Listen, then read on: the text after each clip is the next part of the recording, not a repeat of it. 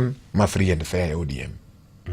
We want story manga siema gelotka orume ODM.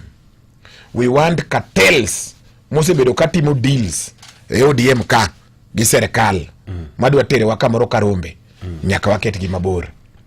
We want young people to be involved. Mano is a must.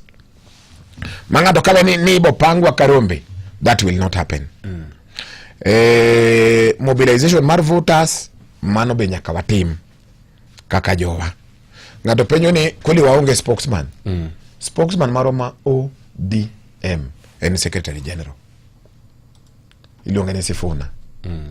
To gik mo wacho gi ogolo kanye dongo. Kendo gik mo wacho go en ideals mag ODM.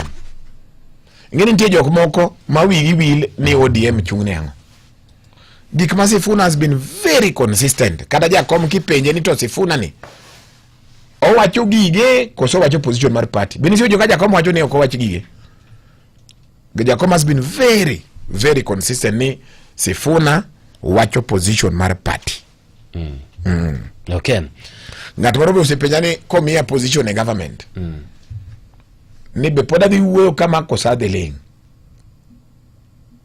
And I've been very consistent in my life. Ndiye jomoko ma winja mana sani.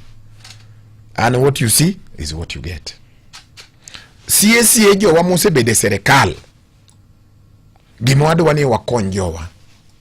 Kafaya jowa are really suffering. Man, I will not lie to you. Luos are really, really suffering.